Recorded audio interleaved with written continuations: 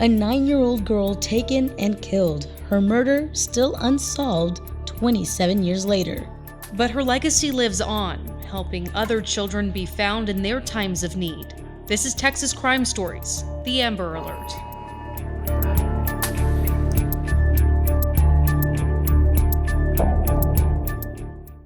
It was a not-so-cold January day in Arlington, Texas, when 9-year-old Amber Hagerman and her little brother Ricky went for a bike ride around their family's neighborhood. The year was 1996, and the kids played outside without a care in the world. Here's Amber's mom, Donna Williams. She loved school. She loved riding her bicycle.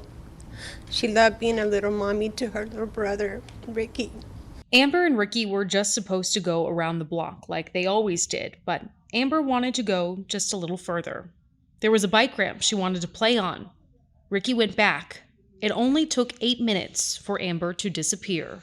A neighbor saw a black pickup truck pull up beside her, and Amber screamed as she was forced inside. Sergeant Ben Lopez with Arlington PD was working that day. I responded to the area and began looking for the suspect vehicle, began looking for Amber, and began, of course, looking for the suspect. Amber's mom, Donna, waited nervously for her little girl to be found. 4 days later, she was. Amber's body was left in a creek a few miles from her home with her throat slashed. Her body was naked except for one sock. So what was a kidnapping investigation then became a murder investigation. Because of the overwhelming number of leads that we were receiving at that time, the department formed a task force to investigate her murder. I was one of the original members of that task force. A group of 12 detectives and one sergeant made up the task force. They worked with the Tarrant County Sheriff's Office and the FBI to investigate and clear over 5,500 leads. Unfortunately, that's where Amber's case stands, but not where her legacy ends.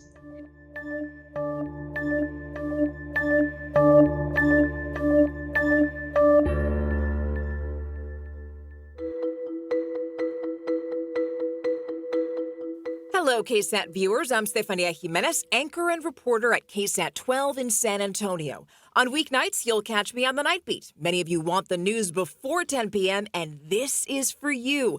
It's called The 9 at Night, a live 9-minute digital newscast airing at, you guessed it, 9 p.m.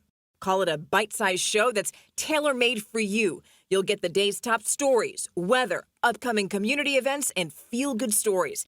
Find us on YouTube, KSAT.com, and KSAT Plus, available on Amazon Fire Stick, Apple TV, Roku, or any way you stream, and of course, via podcast. So like or subscribe wherever you get your audio. That way you'll get the alert when each episode drops. That starts later this month.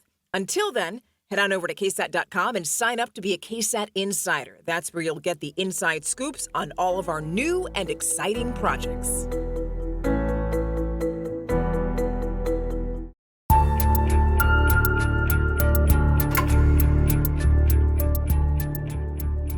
So Amber's case, it's heartbreaking because it's still unsolved, but fortunately, a really important system came out of her disappearance, and it's the Amber Alert. It's something that we have all heard about, and I want to give you a little bit of background on that. So according to the Office of Justice Programs, the Amber Alert system began in 1996 when Dallas-Fort Worth broadcasters teamed up with police to develop an early warning system to help find abducted children. Now, Amber, while it's also her name, it stands for America's Missing Broadcast Emergency Response, and it was created as a legacy to Amber. Yeah, this is one I kind of didn't realize it was that long, 1996, that this happened. And to think of, yes, this was a horrific tragedy, but how many kids have been saved because of this alert system? And I know there's different protocols for different states and stuff like that.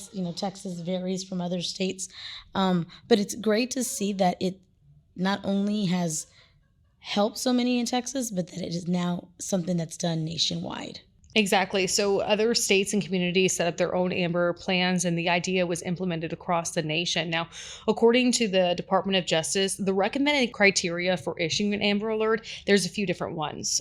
There's reasonable belief by law enforcement that an abduction has occurred. The law enforcement agency believes that the child is in imminent danger of serious bodily injury or death.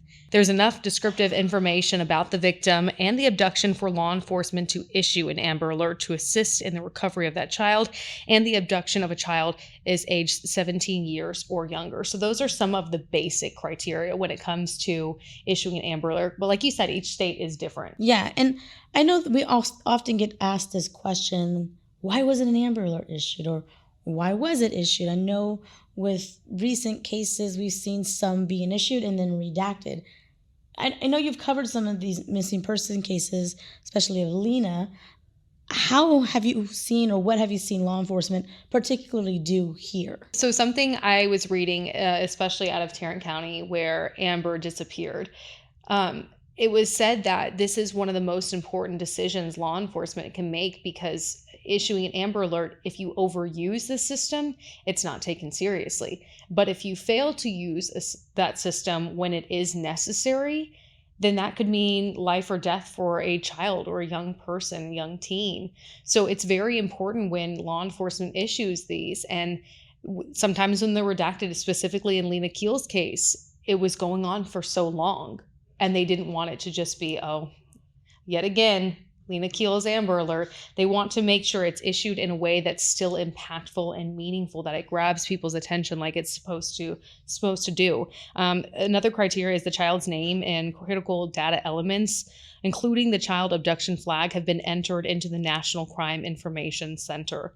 So that's just another element. That National Crime Information Center, I'm assuming that's what gets updated, where it gets kind of put on there, where it gets put off.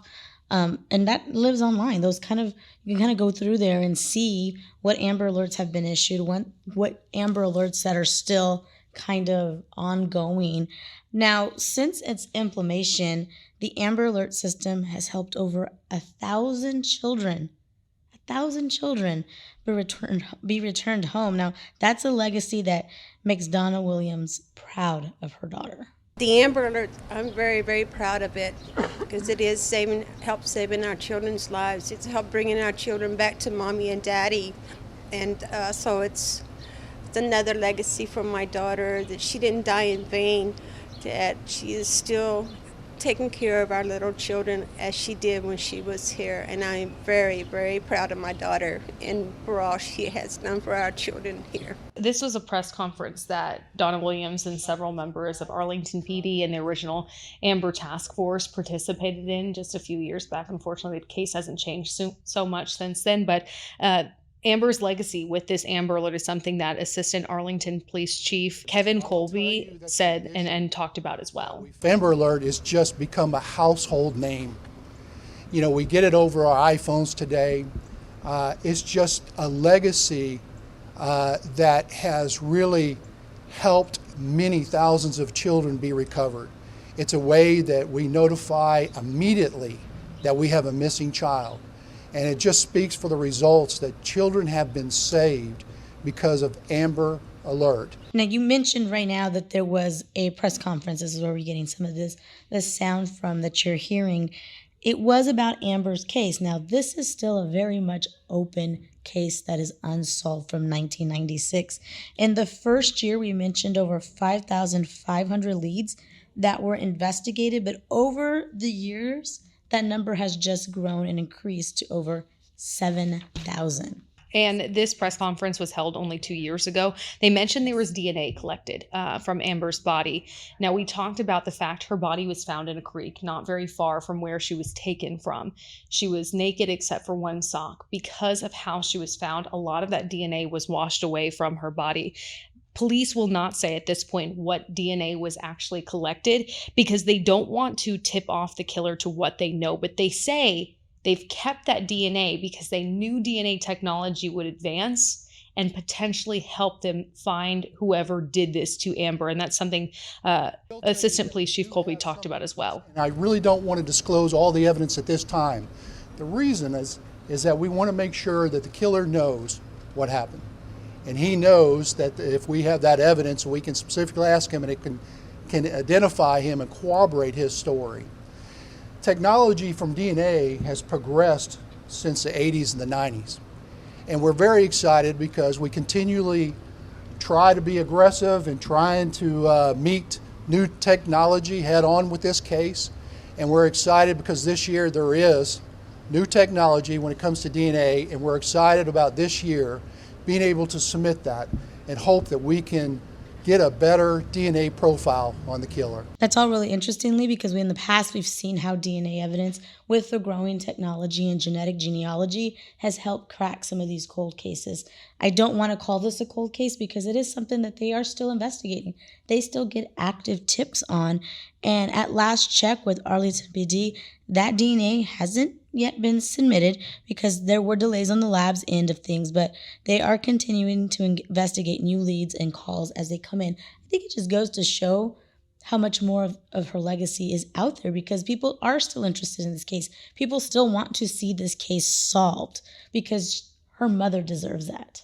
Exactly. Her mom said that she's never going to give up on finding Amber's killer, and she actually spoke to whoever that is directly. I miss her every day, and she's just so full of life, and I want to know why. Why her? She was only a little girl. And to Amber's killer, I'm asking you today, please turn yourself in. Give Amber justice. Amber needs justice, deeply, deeply needs justice. And to anyone who has seen or heard anything about Amber's case, please come forward. I can only imagine as a mother what she goes through every day dealing with this and not knowing who did this to her daughter, and as well as her brother. Her brother is still alive, and he was pretty much the last person to see her.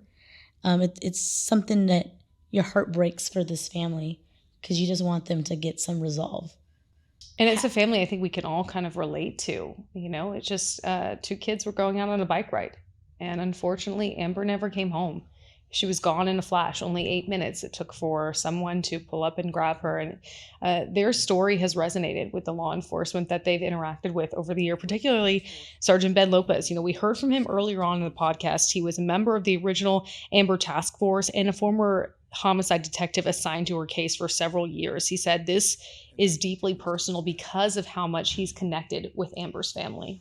This case is personal to me because I've been involved in some aspect since the day that Amber was abducted. Also, it's personal to me because during the years I've come to know Donna Williams, Amber's mother, and Ricky Hagerman, Amber's brother. So that makes it more personal to me as well. I would love to be able to give Donna and Ricky and the rest of the members of their family the answer to the question that they would like to know. And of course that is, who did this to Amber, and bring that person to justice. I think this is just a reminder for all of us, especially for parents. You can never be too careful. I know I even think about it now, like I've sent my daughter, briefly to go get something in the car, and that could have been a split second right there. You don't think as a parent when it's going to happen or if it's going to ever happen to you. So this story always resonates with me as well. I was, a child when this happened in 1996, and I'm glad to see that her legacy still lives on and that law enforcement is still trying so hard to solve this case. And with that, we want to give you some information. So there is a tip line dedicated to this case. So you can write this down now, but it'll also be on our Texas Crime Stories website on ksat.com. The number is 817-575-8832.